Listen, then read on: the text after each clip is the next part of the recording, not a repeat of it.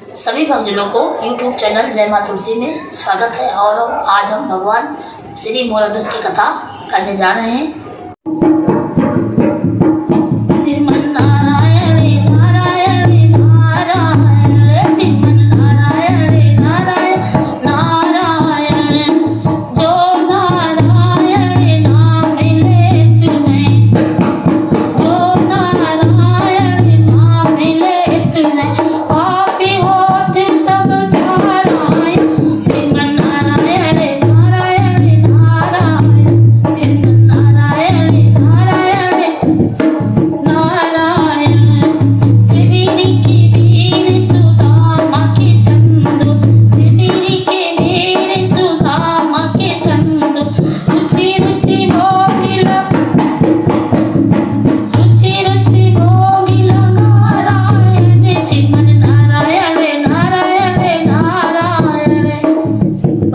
भगवान की जय। अब मोरध्वज की कथा में चलो शुरू करते हैं। राम सिय संत गुरु गुरुवर चरण मनाए, परम भक्ति मोरध्वज वो कथा बतलाए। लखन सिय रामचंद्र शंकर हरि उमा। महान मोरध्वज परम भक्त भगवान के परम दयालु और परम कृपालु मोरध्वज हैं और उनकी कथा हम आगे सुनाते हैं। उनके राज्य में कोई भी कभी दुखी नहीं रहता था, सब लोग सदा सुखी रहते थे, क्योंकि मोरध्वज भगवान के परम भक्त हैं और सबका अपनी प्रजा को बहुत अच्छे से सेवा भाव करते थे। कभी किसी चीज़ की कमी नहीं रहती थी और ऐसे करते पहले इनकी यही दिनचर्या थी। भगवान की पूजा पाठ सेवा भाव दान दक्षिणा सदैव किया करते थे। उनकी जितनी चर्चाएं थी दूर दूर तक विख्यात थी भक्तजनों। तो क्या होता है, मोरध्वज के नगरी के थोड़ा एक बाहर एक गाँव में 4 चोर रहते हैं। तो चोर क्या सोचते हैं कि राजा के राज में चले तो वहाँ आराम से रहेंगे और खाएंगे पिएंगे मौज करेंगे और चोरी भी नहीं करना पड़ेगा। तो वहाँ राजा के राज में चल देते हैं और साधु को भेष धारण करके आगे को बढ़ जाते हैं और राजा के राज में पहुँच जाते हैं। और वहाँ साधु का रूप देख के राजा महाराज तुरंत खड़े होते हैं और उनसे कहते हैं कि अरे भाई, इनको तुरंत खाना पीना दिया जाए, इनको कपड़े दिए जाए, अच्छे से रहने की जगह दी जाए। और ऐसा करके साधु के रूप में होते हैं। वो चोर खुश हो जाते हैं कि वहाँ तो अच्छे से सेवा भाव हो रहा है और हम यहाँ आ गए हैं तो बढ़िया से रहेंगे और जब मौका मिलेगा चोरी करके चले जाएंगे। यही मन में उनके विचार चल रहा है। और इसके ऐसे करते उन लोगों को कई दिन हो जाता है। कई दिन हो गया, खाते हैं पीते हैं मौज से रहते हैं। एक दिन राजा गंगा स्नान करने चले जाते हैं। तो क्या करते हैं चोर कि अपनी अपनी बड़ी बड़ी सी पोटली बांध लेते हैं और बांध के चल देते हैं निकल घर से। और बांध के किस तरफ जाते हैं भक्तजनों कि जिस तरफ राजा गए थे गंगा नहाने, यही उनकी मन पहुंच जाते हैं वहाँ। राजा को देख के वो डर जाते हैं, कांपने लगते हैं। तो राजा के चरणों में गिर के लेट के कहते हैं, हे राजन, हे मोरध्वज राजन, आप हमें क्षमा कर दीजिए। हम कोई साधु नहीं, हम चोर हैं। हम आपके राज से धन चुरा लाए हैं, जो लाए आप ले लीजिए, पर हमें आप क्षमा कर दीजिए। राजा पहले ही समझ गए कि ये चोर हैं। तो कहने लगे कि अरे साधु महाराज, ऐसा मत कहिए, कोई देख लेगा तो क्या करें। जल्दी से आप खड़े हो जाइए और अपना धन ले लीजिए, हमें नहीं चाहिए। पर हम तुमसे एक आग्रह करते हैं। क्या आग्रह है? कहते हैं, चोरी कर्म छाड़ अब दीजिए और धन संपत्ति चाहे जो लीजिए। कहते हे संतो, चोरी करना छोड़ दीजिए, धन संपदा चाहे जो ले, जो जितने दिन रहना मेरे राज्य में रहो, चाहे जो भी करो, बाकी ऐसा मत करिए। चोर अपने मन में सोचते हैं, विचार करते हैं कि हे राजन, हम आज के बाद प्राण चले जाएं, चोरी नहीं करेंगे। राजा कहते हैं ठीक है। भक्तजनों, इससे हमें ये शिक्षा प्राप्त होती है कि चोर हो, अच्छा हो, बुरा हो, यदि अच्छे की संगत कर लेता है तो उसके गुण अवगुण गुण में बदल जाते हैं। वो चोर सच्चे में संत बन गए, साधु बन के भगवान की भजन करने लगे और उनका दिन अच्छे से गुजरने लगा।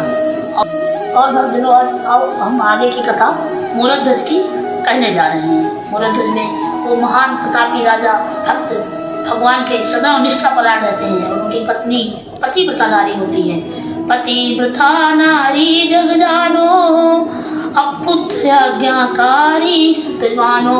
उनके जो पुत्र हैं वो भी बहुत आज्ञाकारी हैं, पत्नी धर्मवती और सती नारी हैं। तो क्या होता है, तो वो जो है पांडवों ने यज्ञ किया था, तो यज्ञ का घोड़ा उन्होंने छोड़ा था, विजय का घोड़ा, क्योंकि वो बहुत प्रतापी थे पांडवा। उनका कोई घोड़ा पकड़ लेगा तो समझ जाएंगे कि उनसे भी बड़ा कोई प्रतापी है। तो अर्जुन अपने घोड़ा को ढूंढते ढूंढते मोरध्वज के नगर में आ जाते हैं। तो वहाँ ताम्रध्वज घोड़ा को पकड़ के इसे अर्जुन से छीन लेते हैं, घोड़ा को छीन के लेके चले जाते हैं, मतलब लड़ाई करते हैं। तो मोरध्वज के बेटा ताम्रध्वज लड़ाई करते हैं और अर्जुन से घोड़ा छीन के लेके चले जाते हैं। तब जब उनको मूर्छा आ जाती है, गिर जाते हैं, तो थोड़ी देर बाद होश आता है। तो अर्जुन भगवान श्री कृष्ण कहते हैं कि हे माधव, ये कैसा चमत्कारी पुत्र था, ये कौन थे जो हमसे लड़ाई करके हमको परास्त कर मेरा घोड़ा छीन लेके। तो भगवान श्री कृष्ण अर्जुन से कहते हैं, हे मेरे भक्त अर्जुन, तो मेरी बात सुनो, वो बहुत परंपरा प्रतापी राजा है। तो कहते तो हे माधव, कि हमारा घोड़ा कैसे मिलेगा। तो कहते हैं कि अब हम आगे की आपको कथा सुनाने जा रहे हैं द्वापर युग की। आई मार निज अश्व चुड़ाऊं, तो जग पारथ नाम कहाऊं।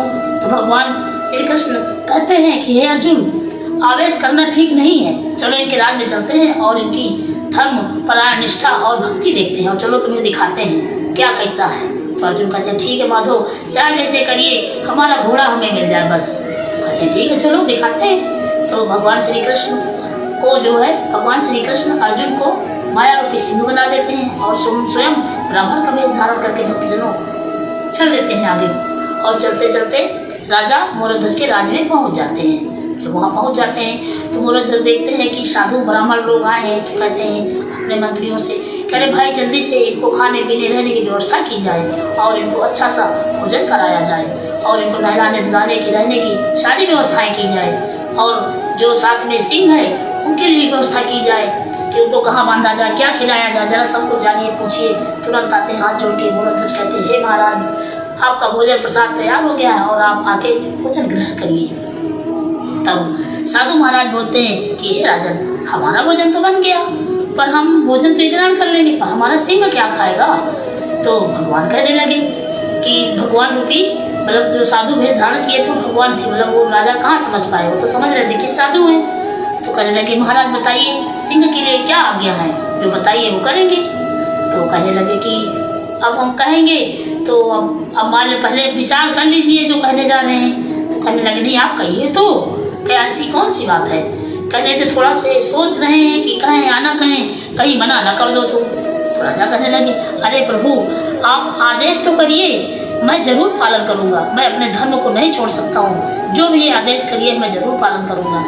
तो साधु महाराज थोड़ा से हिचक कर कहते हैं कि ये सिंह तो मांस खाता है, पर मांस तो खाए, इसमें कौन सी बड़ी बात है, मांस खाएगा, मांस मंगवा दिया जाएगा। अभी तो उन्होंने ताली बजाया कि अरे भाई सिंह के लिए मांस तैयार के लाया जाए, खिलाया जाए। तो साधु वाले कहे राजा महाराज हमारी बात तो आप सुन लीजिए पूरी, हम कहना क्या चाहते हैं। कहते हाँ महाराज जी बताइए। कहने लगे कि ये जो मांस खाएगा ना, ये किसी चीज़ का मांस नहीं, ये आपके पुत्र का मांस खाना चाहता है। हे प्रभु कैसी ऐसी व्यवस्था और ये शब्द सुन के राजा थोड़ा सा अचंभित हो जाते हैं। बाकी एक क्षण अपने हृदय में हाथ धर के अपने श्री हरि को याद करते हैं और कहते हैं कि लगता है भगवान की कोई माया है। मन में सोचते हैं पर भक्त की वसंसा भक्तजनों बड़ी कठिन होती है, भक्त की परीक्षा देना बड़ा कठिन है, बहुत कठिन है। क्या होता है आगे। तो राजा मन में विचार करते हैं, कहते ठीक महाराज जी, हे स्वामी ठीक है, जैसा आप कहेंगे वो जरूर आपकी आज्ञा का पालन होगा। तो अपने पुत्र को बुलवाते हैं और कहते हैं पुत्र मुझे तुमसे कोई याद बहुत आन पड़ी है, बहुत बड़ी जरूरत पड़ी है, पर मैं कहूँ तो कैसे कहूँ, कहते नहीं बनता। तो पुत्र उनकी कहते हे पिता कौन सी ऐसी तुम्हारे ऊपर ऐसी बात आ गई जो कहना नहीं चाहते हो, कहना भी पड़ेगा। तो कहते आप कहिए तो क्या बात है। तो कहते कैसे कहूँ हे पुत्र, मैं किस मुंह से कहूँ एक शब्द कि एक पिता का धर्म है कि अपने पुत्र का पालन पोषण करना, वही पिता मान ले अपने पुत्र से कह रहा है बलि देने के लिए। ये भक्तजनों बड़ी अविरल कथा है, बहुत कठिन है इस चीज़ शब्द को बोलना और कहना। बाकी हे भक्तजनों कहना पड़ता है क्योंकि ये धर्मवती नगरी के धुरंधर राजा मोरध्वज थे, वो धर्मपरायण थे, वो धर्म को नहीं छोड़ सकते थे अपना। तो क्या होता है ताम्रध्वज कहते हैं प्रभु हे मेरे पिता आप आदेश तो करिए।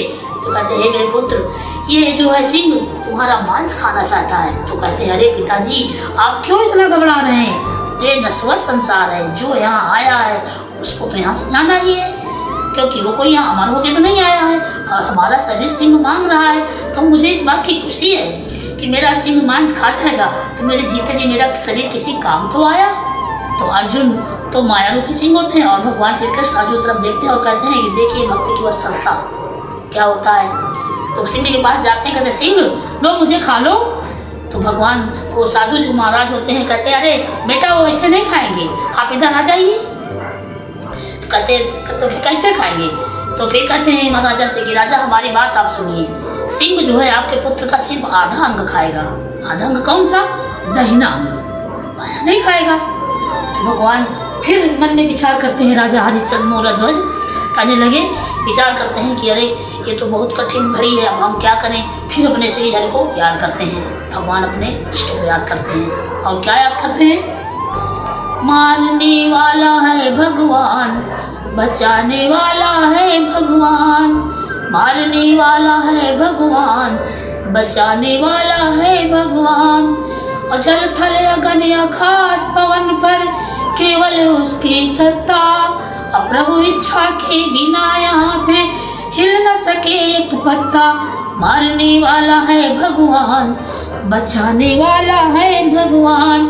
श्री हरि को मोरध्वज याद करते हैं और कहते हैं इष्ट को याद करके, तो कहते हैं पुत्र से कि इनको आप आधा अंग आरा से काट कर दीजिए, तब हमारा सिंह मांस का भक्षण करेगा। तो भक्तजनों क्या होता है, राजा आरा मंगवाते हैं और अपनी धर्मवती पतिव्रता नारी को बुलाते हैं और कहते हैं हे प्रिय, आज धर्म की आन पड़ी है, आज हमारी भगवान की एक परीक्षा की घड़ी है जो हमें आज देना ही पड़ेगा, क्योंकि ऐसा हमें करना ही पड़ेगा। तो क्या होता है, भक्तजनों आगे पुत्र को लिटा देते हैं और आरा पति पत्नी हाथ में लेते हैं। और क्या होता है भक्तजनों, हम तो अपने शब्द से कहने में बहुत हमको रोना आ जाता है, बाकी कहना पड़ेगा। कहने जा रहे हैं भक्तजनों हमारे, ध्यान से सुनिए, ये धर्म की कथा है। क्या होता है, दहिना अंग काम है आयो, भाया अंग के हर नहीं खायो, रोवन लागे दो प्राणी, अमोर ध्वज राजा रानी। और काट देते हैं हारा से अपने पुत्र को, आधा अंग शेर की तरफ दे कोशिश करते हैं। तो भगवान जो साधु महाराज के रूप धारण खड़े होते हैं, कहते हैं अरे राजा रुक जाइए, बिल्कुल रुक जाइए, सिंह अब हमारा मांस तुम्हारे पुत्र का नहीं खाएगा।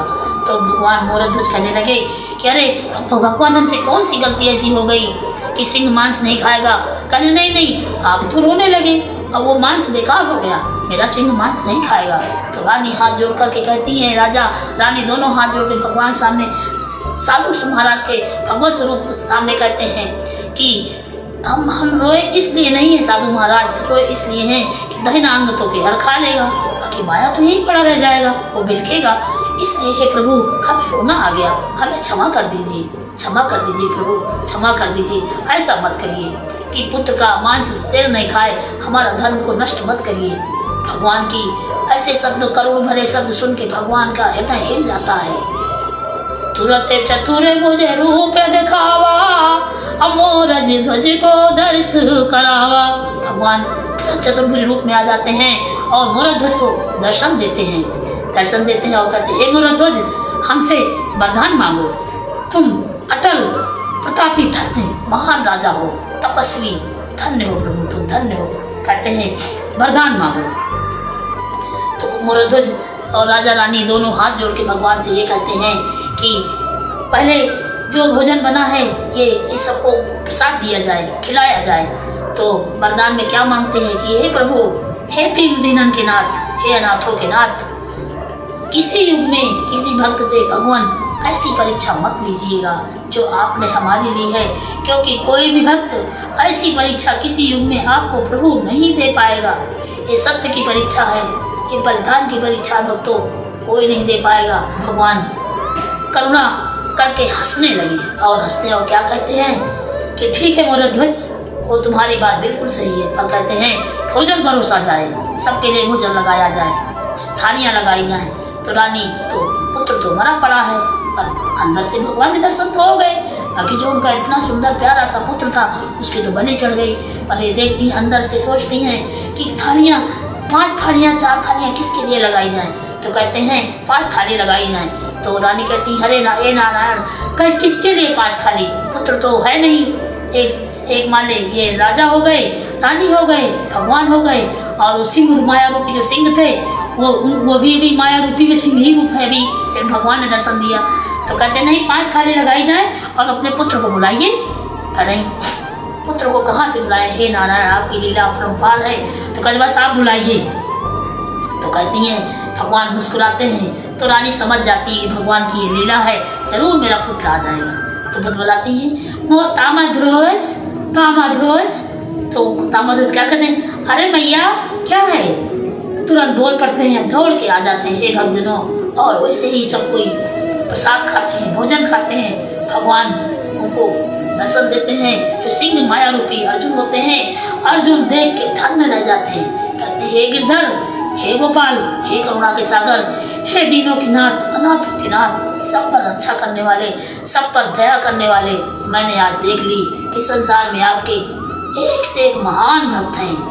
अर्जुन ने देखा, अर्जुन अर्जुन का रूप धारण करते हैं। सिंह कोई होता ही नहीं है, क्योंकि हे भक्तजनों, ये भगवान की माया थी, ये भगवान की माया थी। मोरध्वज और ताम्रध्वज उनकी पतिव्रता नारी, तीनों को भगवान दर्शन देते हैं और उनका जीवन कृतार्थ हो जाता है। हे भक्तजनों, ये मोरध्वज की कथा जो सुनता है, पढ़ता है और इसका अनुसरण करता है, उसके सारे पाप सारे नष्ट हो जाते हैं। वो सदा सुखी रहता है, संपन्न रहता है। उसके घर में कोई कलेश, संकट, कष्ट कभी नहीं आते, क्योंकि जिसके साथ मुरली वाले हैं, जिसके सर पे हाथ मुरली वाले का हो, उसका कोई बाल बांका नहीं कर सकता है। तब जो सिंह थे वो अर्जुन का रूप धारण करते हैं और भगवान अपना रूप अंतर्ध्यान हो जाते हैं और वहाँ राज से आगे बढ़ जाते हैं। तब अर्जुन भगवान से कहते हैं, हे मुरली वाले, तुम्हारी ये कैसी माया है, हम तो हमारे होश ही दंग रह गए, हमें न राज की सुध, न घोड़ा की सुध, न किसी चीज की सुध। तब भगवान कहते हैं, ये सब संसार सागर है, संसार में एक से एक महान भक्त है अर्जुन, एक भक्त की वत्सलता है और भक्त और भगवान की जय। अर्जुन अपना घोड़ा लेकर अपने राज्य को चले जाते हैं, अंतर्ध्यान हो जाते हैं भगवान, और इसी के साथ कथा समाप्त करते हैं। बोलो भक्त और भगवान की जय। हमारे सभी भक्तजनों, ये हमारा वीडियो आपको अच्छा लगे तो वीडियो को लाइक करें और चैनल को सब्सक्राइब करें, बेल आइकन जरूर दबाएं। सबको राधे राधे।